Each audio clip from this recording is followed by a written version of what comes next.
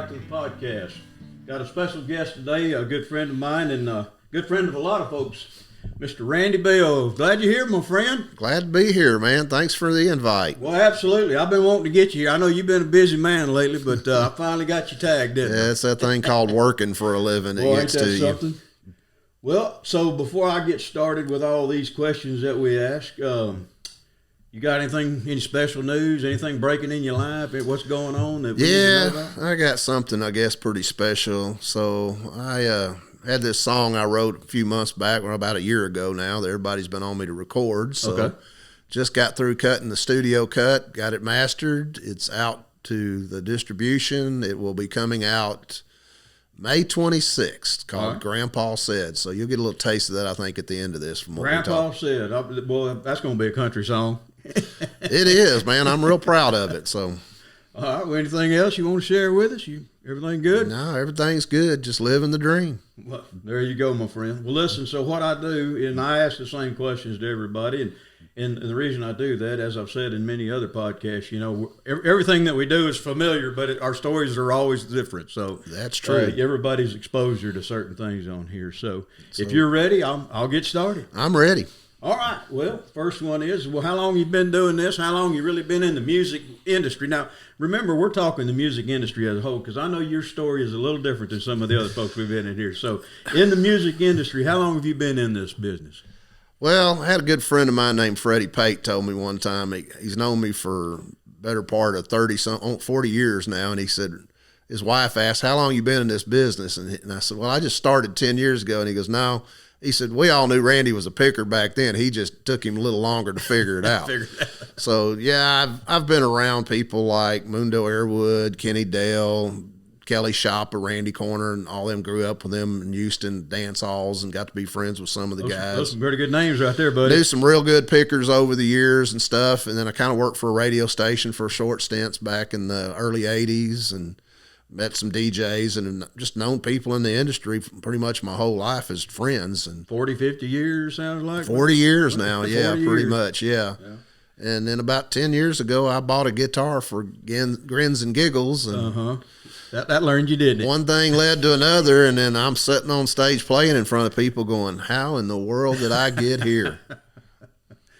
Well, Still amazes me. that's cool, buddy. That's cool. Yeah.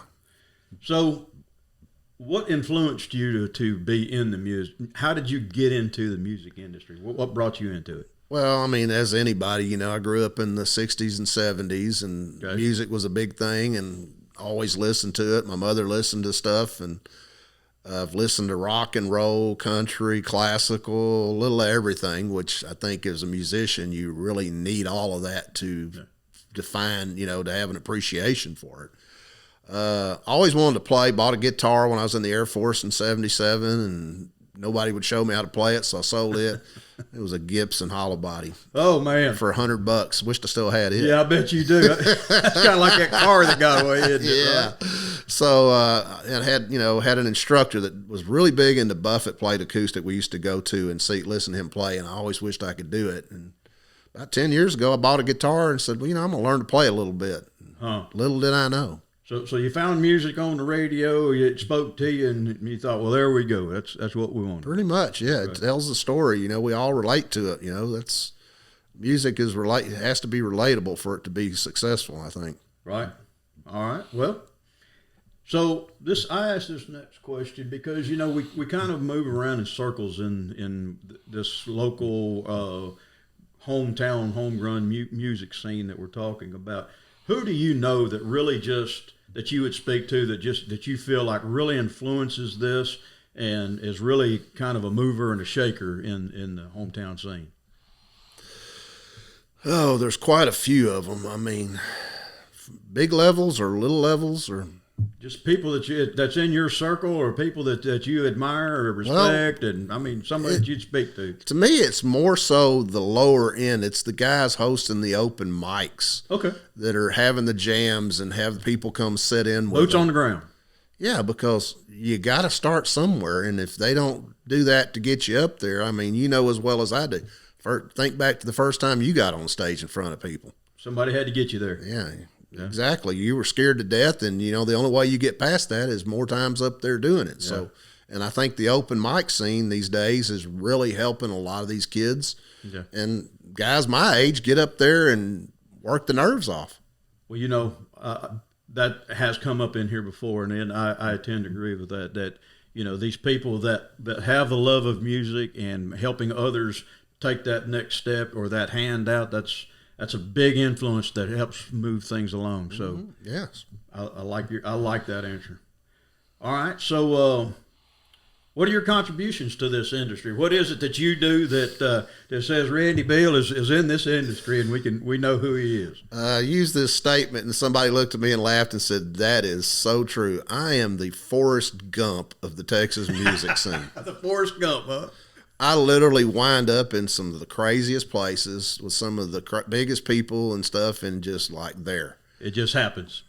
Just don't know any different, you know, and just show up and, hey, how you doing? And the next thing you know, I've made some friends with some pretty good places, and, you know, and that's the way this thing should be. It's not a competition. Right. You know. Bless your heart for that, man. And you, as well as I do, see that way too much. Yeah.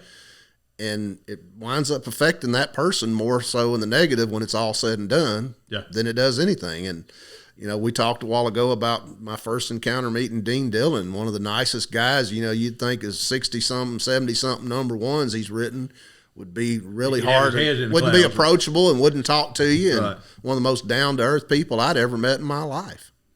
Well, I sure would like to meet him. And encourages people that have very little experience in the industry. Let me know what you want for Christmas. Now, I'd like to see him again too. It's been a few years, but I think maybe a Do-Si-Do show. He's playing in Do-Si-Do, I think next month, if I'm not mistaken. It's either next month or May. I haven't looked it up. Y'all look that up. He's well worth going and listening to. If that's the case, we'll see you there. All right. I think maybe we'll get lucky and get to see him. So. That would be something, huh? Yeah. So, collaboration. And I really don't want to speak to band. You know, everybody. Not everybody. Let me rephrase this. You know, you can be a single act with a guitar, and that's all you ever do, and you don't need a band. But I do realize that the next level would be that you're collaborating with other people playing your music. But let's speak to collaboration of actively going out and working with a team or other songwriters or other producers, or what collaboration are you involved with, or do you collaborate? I don't play. I play some jams every now and I haven't done it in a while. I used to go sit down with Charlie Finn and them out there with Cliff and stuff out at the Whiskey Tango and get up there and play it. And I just don't have the time to do that, but I highly encourage it because that's, you know, playing by yourself, it's a whole different thing when you get up there. Right. And it's also a big rush at that point, but that's how you grow. You have to take it to different levels to grow as a musician and an artist. Well, you know, I don't know if you knew this or not, but Cliff and Jeanette Shackelford came out to Red Brick just 2 weeks ago, I think it was, and we had an awesome time. It was just a blast, you know, just the camaraderie, the fun, the laughing, the cutting up, and the playing the music. I mean, it was a great night. So you're right, getting other people and finding that connection, you know, that locking arm stuff. It sure is a cool thing. And it's back to the open mic, but it's the jam part too, and it's getting up and playing with your peers in this industry. Yeah. Charlie and them all welcome people up, and that's where you grow. That's where you pick up different styles, network, and I mean, it just, you know, like for me, you know, I mean, I went out there and started playing a few years ago, and I've not had any experience in that, and have come a long ways, and those guys have never discouraged me. They've always encouraged me, you know, treated me like I was somebody, and it was like, wow, this is just really pat on the back goes a long way, doesn't it? Hey, it keeps you going, you know. Right. Money's one thing, success is another, but having that friendship and that camaraderie and that fellowship like that. And being humble, you know. Yeah. It does. All right, my friend. Well, so this is definitely a Randy Beal. You get to tell us, and it's your choice. What do you feel like has been your biggest success, or possibly the biggest missed opportunity? Which one would you speak to? I can't say really missed opportunities. I mean, they're the ones you take, and you take them for a reason. Yeah. So there's things we wish we hadn't have done, wished it, but when it's all said and done, I'll take the cards I was dealt. That was my land. My biggest success is the fact that I have got to be on big stages with huge artists, even if I wasn't doing anything but working the stage and helping, to going on radio tours with up and coming artists and helping them get into it, and watching friends grow. Staying in that energy. Yeah. Staying in that energy. And, part of it, like I said, I'm a Forrest Gump, but I'm a mentor. I help these guys with the business side of it. I encourage them, and I talk to them. And like you and I talked, it's, I've watched what's going on and studied this industry. So I know the business side of it a little better than most. I'm not claiming to be an expert, but it makes a difference to somebody trying to get out of it, because there are a lot of crooks in this industry, and music business is notorious for that. A lot of people take advantage of you. Yes. And Randy, I'm telling you, brother, you're a man after my own heart. And, some people know me, some people don't. And I've just been building energy here with this podcast. But this podcast, as I have said in many of the updates and other things, this podcast is about you and anybody else that sits across that table. That's why I want people to come here and tell their story, so it gives them an opportunity. Having that fellowship and camaraderie is just awesome. Right, and that's why I wanted to do this with you, because it's, like I said, it's not a competition. It's not. And there's some really amazing talent in our area alone. And it's everywhere. You can't help compare yourself, but at the same time, it's not a competition, right? But, I have so many of these young kids come to me, how do I do this? And so I try to point them in the direction, because most of them think it's just, oh man, I go out here, I sound great, I write a good song, and they're going to discover me, and it's all, champagne and buses and butterflies and unicorns too. But at the end of the day, when they're sitting there in the bankruptcy court going, what went wrong? Well, they spent your money for you. Or why don't people love me? Yeah, exactly. There can be a mind trip. All right, well, you get to tell us, what do you consider your funniest, or saddest story? Which one would you talk to? I think I'll tell the story I told you a while ago was the funniest one as far as music stuff. So let's hear it. So they can hear what you said. I was at a festival up in Abilene a few years back, and Jesse Robb Jr. came up and was hanging out with me, and we went and hung out for the day on the Friday before he played. And everybody kept asking me if I met Dino, and I was like, no, man, I'd love to, but he don't want to talk to me, No, you got to meet Dino. He's cool. You got to meet Dino. And I'm like, I don't know, So, the guy's too big. Well, Dino is Dean Dillon, for those of you that do not know. That's what everybody calls him. Right. So Dean played that night. I got to watch him, just blown away as always. I have been a huge Dean Dillon fan. I always thought Dean did his stuff as well or better than George did in some cases. So, but it just so happened George Strait was the one everybody wanted to hear do his songs, and Dean was good with that. Yeah. So, and for those of you who don't know, think of Oceanfront Property, Miami, Set 'Em Up Joe, Empty Glass, and the list goes on. Golden Gate Bridge, all that stuff. It's just, Marina Del Rey. He wrote so many things for so many people. And let me jump in here. There was a show you and I were talking about. I saw it was called Tennessee Whiskey. And if you haven't seen that and a songwriter, you're missing. Oh, I know, man. I'm totally with Randy on this. That Tennessee Whiskey, and watching Dean's story, man, that is just awesome. So sorry to interrupt. No, I just wanted to help out with that. Okay. So at the end of the night, we're leaving. We're backstage all night, hanging out with everybody, and look up, and there's Dean walking towards his bus, and I said, "Hang on a minute, Jesse." So I'm going to go shake his hand, and just so I can say I shook Dean Dillon's hand. And I generally don't fanboy and get stupid. I just walk up, hey man, how's it going? Treat people, like that, because they're just you and I. They're nobody. Right. I don't care what anybody says. They're nothing extra special. The ones that think they are just missing the boat. One leg at a time with them pants, right? Exactly. So I walk up to Dean and I go, dude, I just want to shake your hand. I'm a huge fan. I've always loved your music. Thought you were one of the best out there. And I just want to shake your hand, and I'm going to get the hell out of your way, and I'll see you later. And turn around, walked off, and left him just standing there in the parking lot. So 3 or 4 months later, they had another festival in Avon, Colorado, which I went to and hung up. Jesse was playing there again, so I went up there and got the backstage pass, was hanging out. They had a songwriters storyteller session that night at the Sheraton with him, Robert Earl King, and a few others.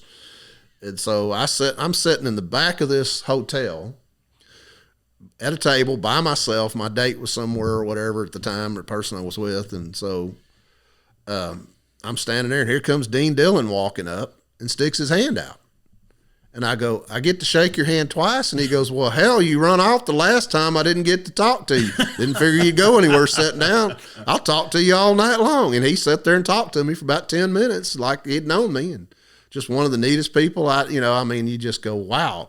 Oh, he's still himself and not trying to be something he's not.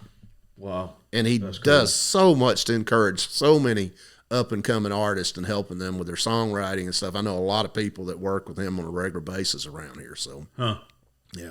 That's awesome. Like you said, we were talking a little earlier.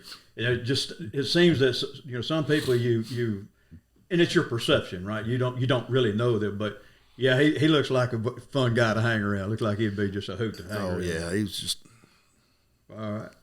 Well, the next question I have for you, and this I always caution people because we're not out to put the blame or hurt anybody or do any wrong to anything, but there are some things in this industry that we run into, and it's kind of like that. Man, I just wish it was different. I wish that this could work or that could work. What upsets you about what we do in this business? I don't know that it upsets me. It disappoints me. Good word. It's the folks that you've known from playing the little bars, the open mics, that actually have some success. Mm-hmm. And you're there supporting them, never ask for nothing, just being their friend, buying their merch, helping them get down the road, putting an extra 20 in the tip jar because they need the gas to get to the next gig. Uh-huh. And then they hit it big, and then they start acting like, who are you? Oh. And I've seen that several times. Everybody has. We all have. I know you've probably seen people like that as well. And it's like, that's my biggest bit of advice is always remember where you came from. Don't forget. Stay Dean Dillon. That's it, man, because, those people were there for you when nobody else was. I agree, brother. And if you want them to stay there, then always, if you do run into them, remember who they were and treat them like you did back then. That's a good one. I like that answer. So we talk about organizations in here a little bit, and there's no specific when I use the word organizations. I know as songwriters, we use BMI, CSAC, ASCAP. I know there's Texas Country Music Association. There's a Country Music Association. There's Nashville Songwriters Association. There's so many associations and organizations out there.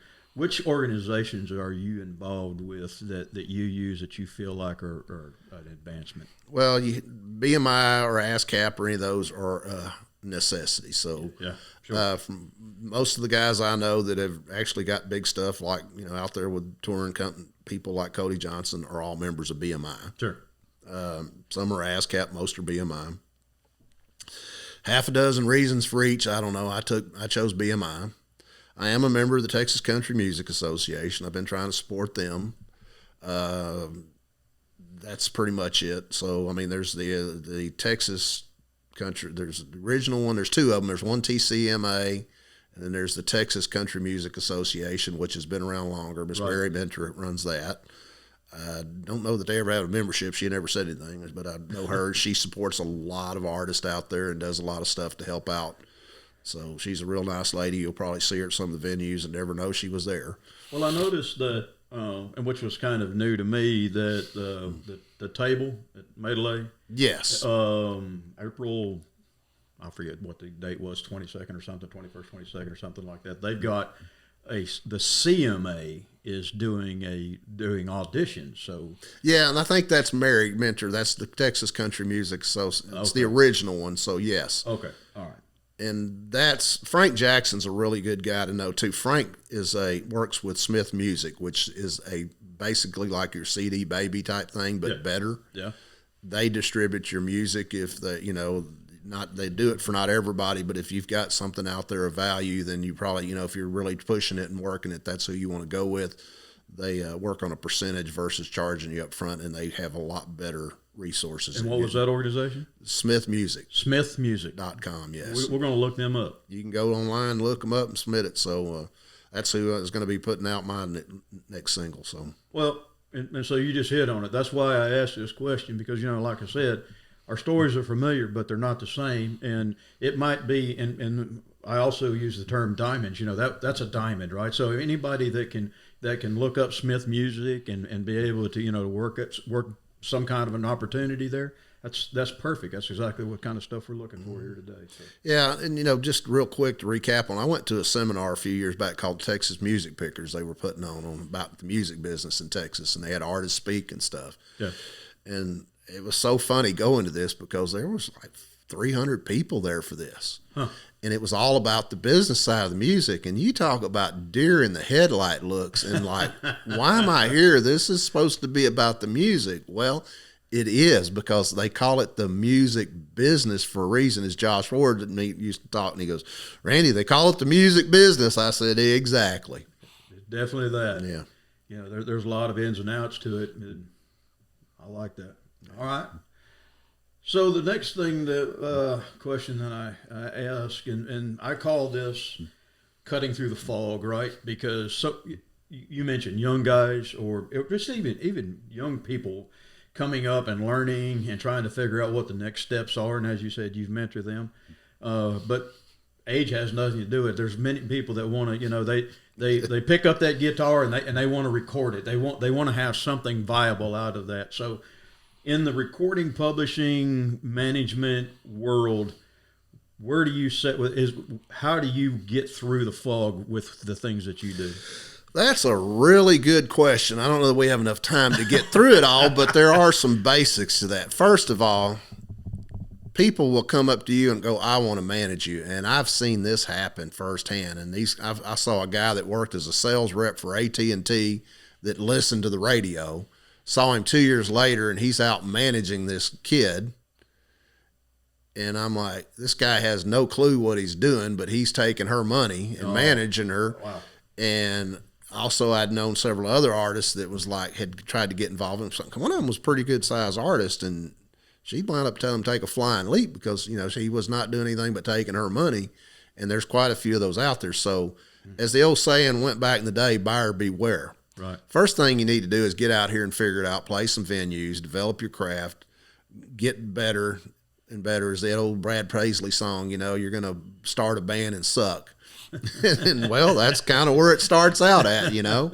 Yeah. And then you manage yourself, pay attention to the money. If it sounds too good to be true, probably is. Right. So, right. You know, there are companies out there, there are places, there are times you're going to need to be a manager. I wish that they were doing those seminars again, because people like William Clark Green came out and spoke, and William probably had some of the best advice to some of these artists. Number one thing he told them is that I don't care what your politics is, keep your mouth shut, because you're going to, excuse my language, Thank you, Lord. but you're going to piss off half of your audience at that point. So no matter where you're at, so keep politics out of music. You're an artist. You're not a politician. Make up your mind, right? Yeah, exactly. Okay. And so, and that was a good point, because, you know, if you're trying to do this for a living, you need every nickel you can get, you know. No reason to alienate people right. over something. Merch. Talking to Jason Allen, and Jason Allen is one of the best at it. And he copies Kevin Fowler, because Kevin Fowler is probably the master of it. Merch is where you make your money. You don't make it paying gigs. I hear artists complaining, well, they ain't paying but this and that. Well, you don't have to play those venues. And if you get better, then you move up to the better paying venues. It's like starting out at minimum wage flipping burgers. You don't stay there. That's your start. You work your way up playing the little wineries, the little podunk bars. Then if you get good and you get better, and you work your way into the better stuff. Yeah. So it's marketing. It's all it is. This is a business. So do you use any kind of management firms or agents, or you're pretty much I do my own booking and stuff at this point. Then I've got friends that are doing it. There's a level you get to doing that. You start having somebody manage it. When you are booking the bigger gigs and you have the band and you don't have the time to do the booking, that's when you start looking for somebody to handle that. Okay. Do you have any references or people that you would say that would be in this area that you like? Not anybody offhand that I know of at this point. So I know Randy Rogers has a big company that's doing management for different artists and stuff, which seems to be pretty good. All right. Well, good enough. So my next question is around media and marketing strategies. Where do you set, you know, you can spend countless hours on YouTube and Spotify sites and other sites trying to learn media and marketing strategies, music, business, technology things out there. Where do you sit with your own travel in that right now? You know, that's another good question. You've got good questions, and they deserve good answers for that. And I've got a few good ones. So, this whole thing has been a fluke to me. And I told somebody, matter of fact, Jason Allen, I played him one of my songs one day, and he was like, "Man," I said, "it's a joke." I said, "All this stuff I've done is a joke." And he looks at me and he goes, "The joke's on you." And it really is, because as I told you when we were talking earlier, I bought a guitar to play around the fire at deer camp. Right. And then I had a buddy tell me I could sing. I told him it was nuts. Next thing you know, I'm playing in front of stages for big groups of people. I got people coming up complimenting me, and I'm like, and then I've had people I've known forever go, "Man, I never knew you was a picker." And I said, funny thing was, I never did either. That'll learn you, darn you. It's like, so with that being said, I got on social media because, I help, there's some kids I work with, and I help try to promote them and stuff, doing stuff for free, because just not enough meat on the bone, as they say in the pickers deal. So I started playing around with social media and doing different stuff on Facebook and TikTok, and I had this thing called Fools on Stools that my buddy Gene Clark and I do, where we do a song swap, because I didn't have enough songs to play 3 hours, and I needed somebody to help me get through it to do some gigs.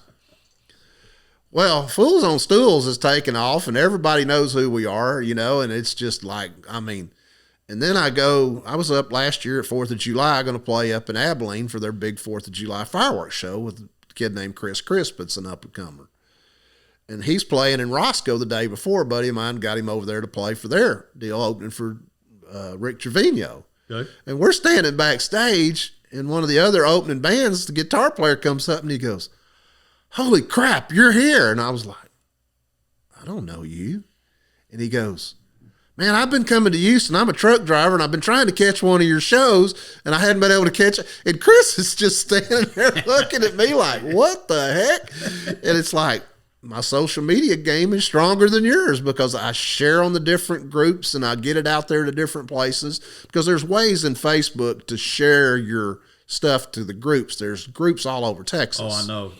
And there's a handful of them that I use, and I share everything when I'm doing it in that content to those places. Yeah. So they see my stuff all over Texas. And what's the 2 gets 4 gets 8 gets 16 gets 32 60? It just keeps going, and all it takes is planting those seeds, like you're saying there. Yeah, it's market. Well, I to speak a little bit more to the marketing strategies and things of that nature, there are methods to all of this, and I would encourage anybody that really wants to be in this business, spend some time. This is where you don't want a shortcome. Okay, you want to spend a little bit of time and understand how this new world of music that we're talking about now has changed, and you'll find it. It takes a little while to dig through it, but you'll start to find the methods out there. And be careful. Randy said it a while ago. There's people out there that want to do harm, and we don't want that to happen. But just be careful, but spend your time and learn about the marketing strategies. And I would give that to anybody new or old or in between. Just watch what the ones that are successful are doing. Yes. And start trying to watch what they're doing. And with that being said, every day there's somebody else. Lainey Wilson's another good one that just blew up. Yeah. And it was because she was working her TikTok game, and it just all of a sudden blew up one day. I mean, just because of the way things are, I hadn't really heard Lainey in much of anything.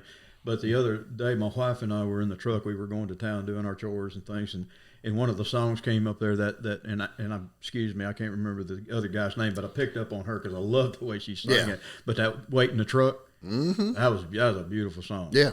So my apologies to the other guy, because I like I said, I just heard the song. Hardy, I think so. Who? Yeah, Hardy, I think so. Yeah, that sounds right. Yeah. Okay.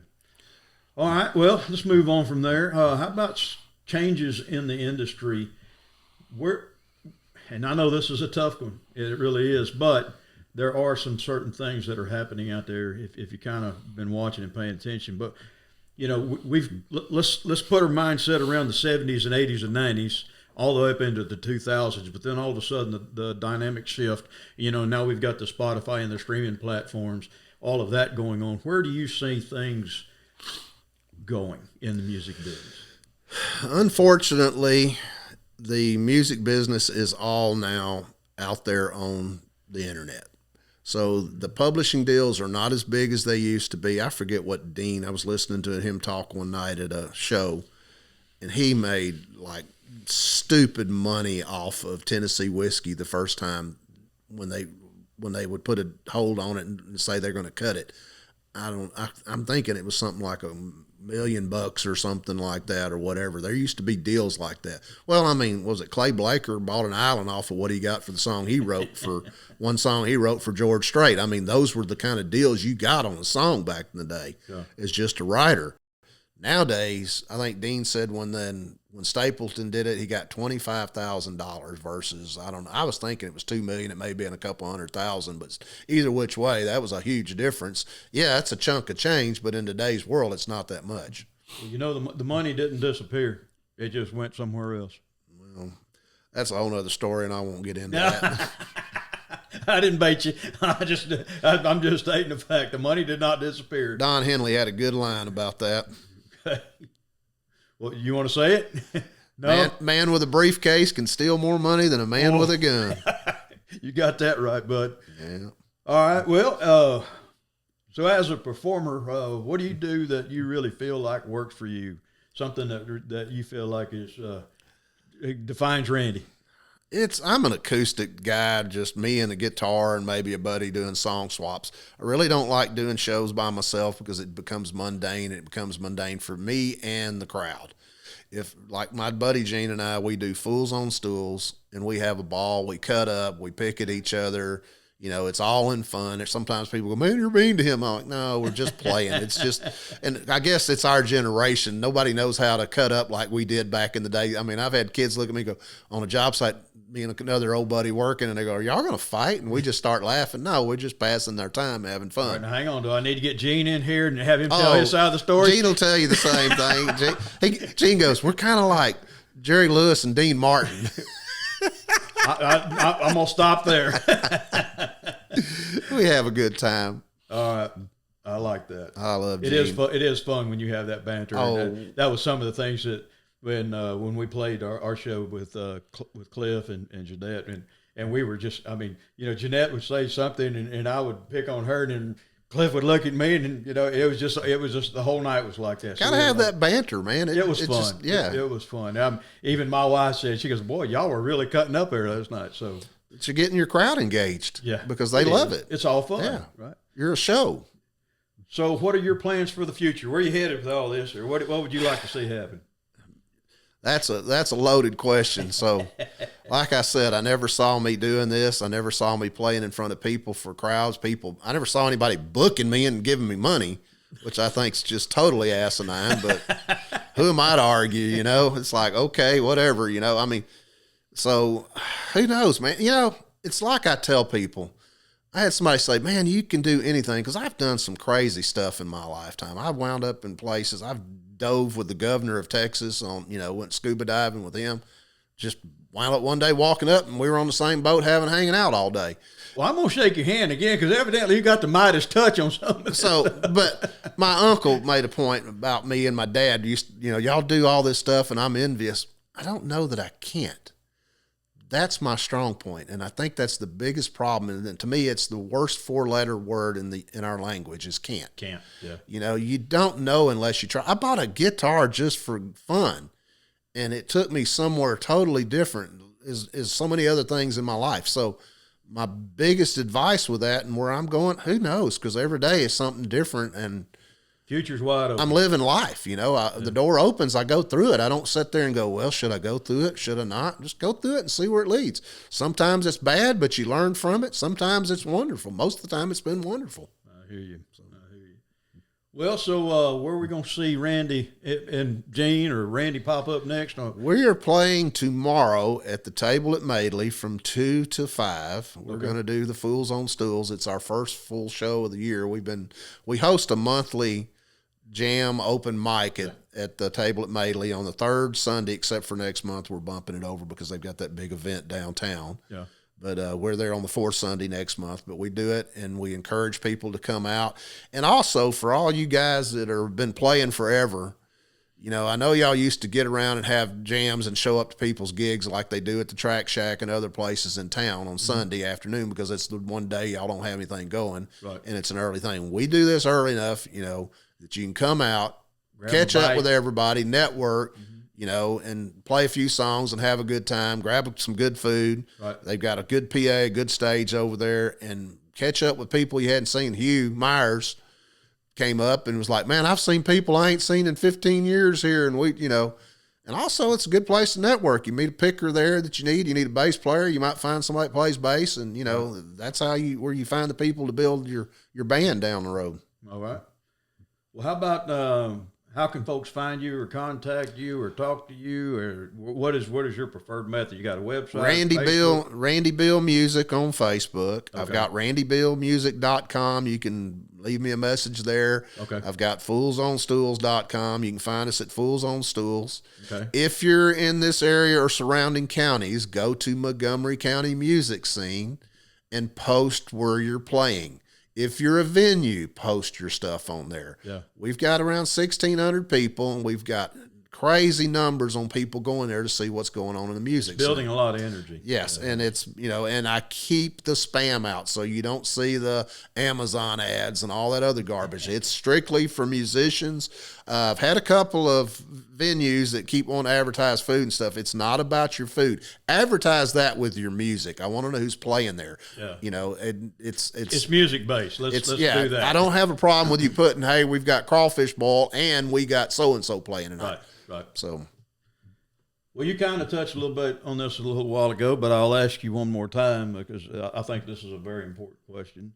Is what's your advice to anybody that wants to be in this music? And I know you hit on a few things, but maybe you can kind of summarize for us. Oh, I think the best piece of advice is the best piece of advice some old man gave me years ago about work, because this is a job, it's work, and then there's nothing, you know, it's not all, you know as well as I do, the playing the music part's the easy. It's the load in, load out, and all the other stuff that goes with it. So if you put your head down, forget about the money. Yeah. You do what you can and you work, and the money will catch up if you get good enough at what you do. So it's like anything else. Become the best at your craft. Become the best you, not the best somebody else. Right. Do you, define your style, and go on it, and that's when you'll get the rest. One day you'll wake up, you'll look up and go, how did I get here? Yes. There's another diamond right there, my friend. And that's coming from older guys. So I mean, younger guys or gals maybe want to think about that a little bit. But I think when you get to our age, you look back at all the crises in life and realize it was just noise. It was just noise. Exactly right. Yeah. Well, my friend, I want to thank you for coming into the podcast. This has been an absolute wonderful blessing to have you here today. But, you know, and I say this at every podcast, and I want to say it here because I do mean this, that I hope everybody around you knows how blessed they are to have you in their life, because I feel that way. And I think, man, I saw Cliff's statement to that the last time, and both of y'all, and it choked me up. I ain't gonna lie, but you know, I was not always a great person. Back in my younger days, I was pretty bad. And I woke up one day and was blessed with the Lord, you know, showed me the right way. And so every day since then, I've tried to be a better man. And some days I do better than others, but that's what I do. I give of myself, and the good Lord gives back to me. So, and I try better than that. I try to let Him touch lives through me. All right. Well, listen, before I finish up here, this is where I always jump in. You know, what we need your help. Getting people to this table and having them tell their story. What we really need for you to do, if you're watching this show maybe for the first time, or you know, you're a regular here, or you have subscribed, but what we need is for you to share this, get this out there, because what it does, it helps the performer, the artist, the person, the business manager, whoever that's going to sit across there, for people to know them somewhat on a personal level. I know you might not have shaken Randy's hand, or you might not know him personally to call him up at his house tonight. But here's the thing. the next time that you see Randy out there, you may have an opportunity. Hey, man, I saw that, and I really love that. It makes the bond. It makes the contact. So what we ask you to do is to share and subscribe and like these videos, because what we really need to have happen is get YouTube working for us. And this is the only way that it happens, okay, is you help us get to that next level. And the numbers have been growing. So I want to thank everybody for that. Everybody that has subscribed, the watch hours. I mean, I get to see all the wonderful analytics and all that stuff, which is fine, because I need to know, that what we're doing has value.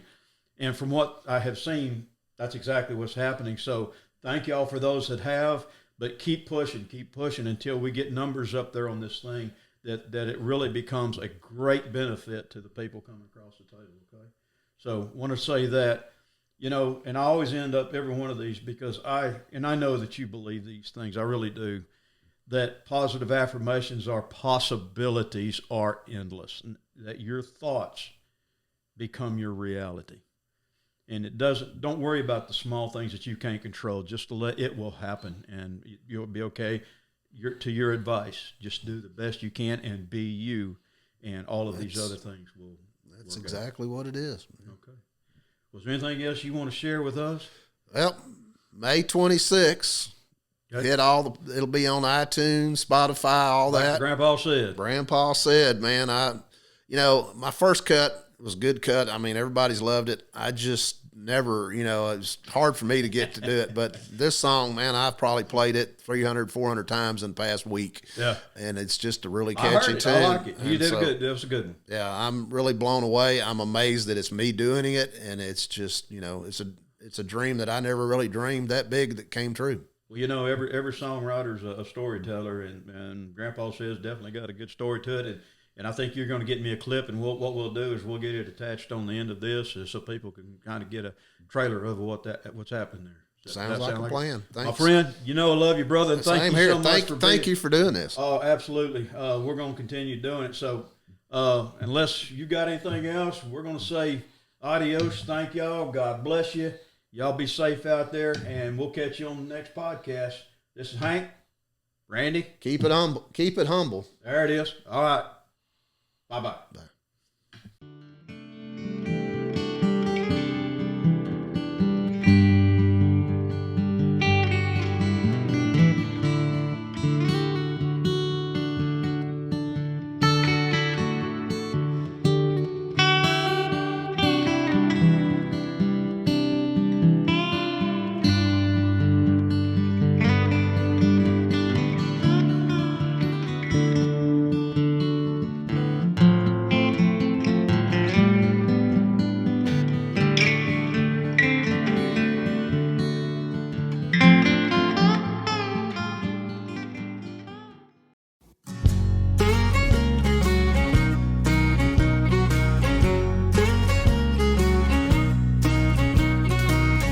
Summer of 65, 10 years old and out for a ride in his old pickup truck.